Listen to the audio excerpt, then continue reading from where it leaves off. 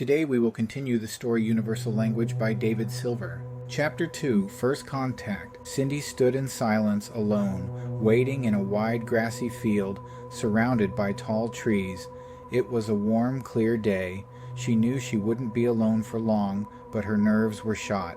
She took in slow breaths, held them, and let them out in steady streams, doing all she could to reach that stillness of mind she was searching for. She had no idea how busy a lot of the rest of the world was becoming. She had told not a single soul what she had seen. Who would she tell? Her 5 followers on Twix book?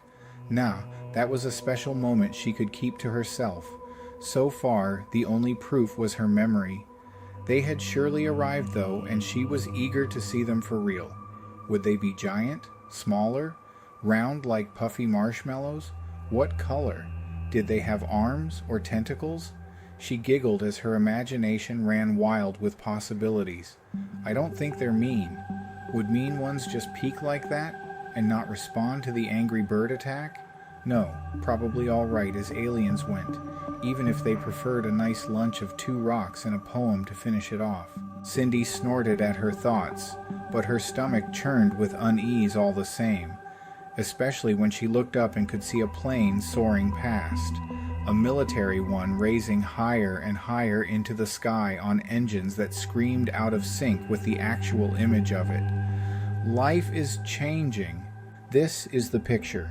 The soldier waved to an image on the wall of the spacecraft, leisurely floating there with stars for a background. Since the first satellite caught a picture of it entirely by accident, we've been monitoring it. It has been hovering steadily.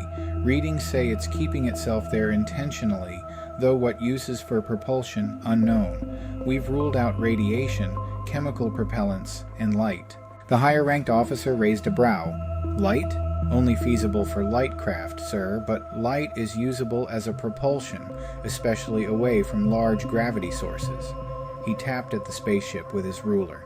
We couldn't immediately rule out a ship of alien origin may be using it better than we would. The ranking commander steepled his fingers. How can we be sure this isn't something from China or Russia? Both have been making noises about increasing their space game. I'd hate to think they've raced this far ahead of us. Sir, every telescope, radio array, radar, and satellite is pointing at it, and it hasn't moved a single inch. The soldier pulled out some papers, laying them out on the table so both men could see them. Every reading implies whatever it is. It's not made using any technique we have on this good green planet. He sighed gently. I hate to say this, sir, but for once, it is aliens. The commander turned his head and regarded the photo with a stoic eye. God damn it, aliens. He blinked a few times and turned to the other man. This is already out of my hands. I'm putting it into your hands to get that ship, whatever it is, landed and contained. This is a hell of a first real mission, but we've been paying for you to be prepared. Are you ready? The third man saluted sharply. The USSF is ready, sir. I'll get this briefing to the CO immediately. He stood sharply. Thank you for the briefing, sir. He marched from the room with purpose. Fluttershy cleared her throat softly. My name is Fluttershy, and I am very happy to meet you. Can we be friends? She paused a moment, and a voice repeated back to her. It wasn't hers, and it wasn't in Ponish either. She nodded along with each word and clapped her hooves at the final syllable. Perfect. She slapped a hoof down, getting the terminal glowing and humming. With her ear folded back, she concentrated on her work, typing and adjusting with the touchpad and various switches as needed, one hoof on the microphone, ready to repeat her lines to the device. Each time she spoke, the recording picked up on her voice patterns and adjusted itself, making her job easier. Soon enough, she had it parsing English to the alien language. An hour passed before she had it working to her satisfaction. She pressed the intercom button. Captain, sir, I think we're ready. Wooey! Applejack could be heard moving around. That's the best news heard all week. Any idea how bulky it'll be to carry round? We'll look kind of funny if we have to lug a big old thing around. Fluttershy had a blush on her face as she shifted in place. "Oh, it should only be an implant, Captain." Rainbow chuckled at her captain. "Can I get mine as an earring, Shy?" Fluttershy inclined her head. "That would be fine." A chorus chimed up with other ponies also opting for the earring, which seemed to be all of them. "Well, all right. Give me a moment and I'll get it ready." Applejack smiled gently as she pushed from the control panel to let Fluttershy do her work, calling into the intercom, "All right, y'all, let's be civilized about this. Flutters needs her space to work, so let's stay clear till she tells us we can come back. But now's a fine time to be ready. We're gonna be the first equestrians these aliens will be laying their peepers on. They may be scared or excited or both. No, am feeling some of each. Be strong for them. Don't be pushing. Don't be yelling, but we are the representatives of Equestria. Show 'em a good pony welcome. You got me? When that hatch opens, it's all on us. Now's a good time to be meditating." With that, she settled with a small smile and did just that, reaching to turn off the intercom on her side. Her peaceful thoughts were interrupted with the ship jostled, sending her drifting out into the hallway as if it were empty, the door swinging shut behind her. Whoops, looks like Pinky was paying attention too. Pinky shrugged, apparently also casually tossed into the hallway.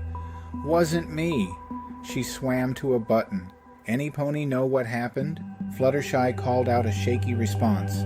"There is a small vessel attached to the port side. I think we were, boarded?" Rainbow called out, "We weren't expecting company this fast, so be careful, every pony. If it's dangerous, they don't know we're friendly yet, and they probably aren't visiting for the fun of it." Fortunately, the astronauts climbing aboard the ship were a mix of civilian and military purposes. The civilians were gawking in amazement at every little blinking light they could see. "Sir, this is amazing. Please put away your gun, sir." "I'll put this away when we know it's safe," which we do not. The ranking officer glared around, cut off by his thick spacesuit with only his rifle to feel comfort with. A hand settled on his shoulder. "Sir," another soldier, "we don't know how thick or tough these walls are. Putting a hole in them could end up throwing us into the void, sir." The commanding officer weighed his options and slowly lowered his gun, instead reaching for his combat knife, so rarely used in any real battle. "Stay frosty. We don't know what's in there." "We don't know what's in there," repeated a civilian with far more enthusiasm. "We should be friendly and hope they are in return." Another civilian nodded. "If they came to pick a fight, we're probably already dead. Forcing a dock with them has them storming here, ready to do terrible things." Despite their dark words, they pushed against the walls, floating down the hallway. "Let's meet them." The armed soldier scowled to himself in his helmet, glancing over to another as they went. "Don't let them out of your sight. If one moves suspiciously, stop them. They may get us all killed the way they're acting. Keep to the plan." His partner nodded silently, turning her body towards the way they were moving instead of just turning her head as the others had been. He was glad to have one he trusted so close. The others were clearly enjoying themselves. A strange note, alien words spoken in alien ways, reached them from around a corner. There was a moment of quiet, then a faintly artificial human voice, if lyrical in tone. "Hello, we are just as scared as you probably are.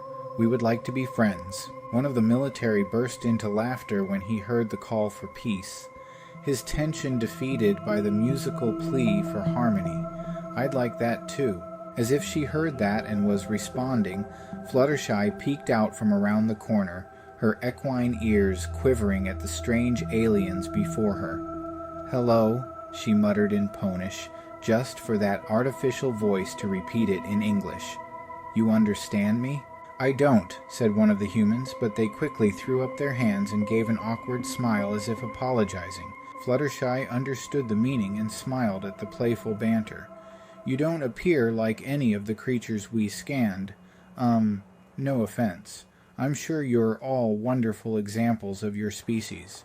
The head military man pushed to the front. "You will tell us why you're here floating over us. What are your intentions?" "I'm just here to talk to the new neighbors and see if we can be friendly. replied Fluttershy with a pleasant tone and a warm, almost dreamy expression. "We've come from very far away in the hopes of not being alone anymore." She offered a hoof towards all the humans. "Did we, succeed?"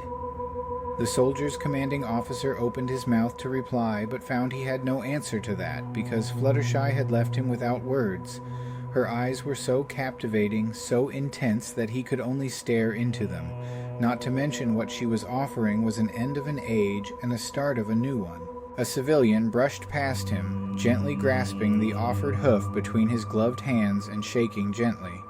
"It is a delight to meet you. What is your name?" From that angle he could see that Fluttershy had wings, a clear surprise by how he jumped. "Are you an avian? Silly question. I bet your world has wildly different taxonomies." Fluttershy froze a moment, nodding her head along to words she could hear. "I'm sorry, but I didn't understand all of that." She spread her wings out. "I can fly, if that's what you were asking." Applejack's voice whispered in Fluttershy's ear. "You okay over there? Want us to come help? We're here for you." "I'm doing very well, Captain," Fluttershy said with a smile, stepping out and away from the corner she was hiding behind. "The others are very nice, but I think we should all talk together. Maybe in the lounge? I'll bring them to the lounge. They want to be friends too. Oh, I was supposed to ask." She cleared her throat, a strange noise. "Would you like to meet all of us in the lounge for a friendly, breakfast? I can't promise our diets are entirely compatible, but please accept in the goodwill it is offered." The commanding officer finally remembered his duty. "Hold on, that sounds like a bad idea. We need to get answers." He held up a hand for patience and being still. You spend countless billions of dollars zooming through space just to say hello. He stared hard at her with a firm grimace. "What are you going to do? Land and say hello? Pick apples? Ride horses?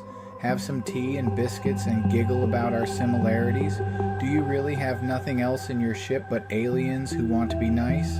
Fluttershy inclined her head at the nervous human in a spacesuit. "Most of those sound lovely." "Ride what?" She rubbed her ear with a hoof as if to get her translator to work better. "We really are here to be nice. Hopefully, our people can exchange cultural and scientific advancements to help one another. That would be, wonderful." She clapped her hooves together with a smile, taking care not to show off her teeth, flat as most of them were. "So, do you want to go to the lounge for breakfast?" The commanding officer made an annoyed growl deep in his chest, only held back by the suit he had on. "All right, I'm coming in, and you're going to start talking." He waved for the others to proceed, though he need only cease his attempts to slow them down as they swarmed ahead to marvel at the friendly alien that was inviting them further inside the vessel. One of them, a civilian, was gently petting along her leg, which Fluttershy was allowing. "We are not naturally this bulbous. We're wearing suits to protect us from unknown and hostile environments. We don't know if your air is safe.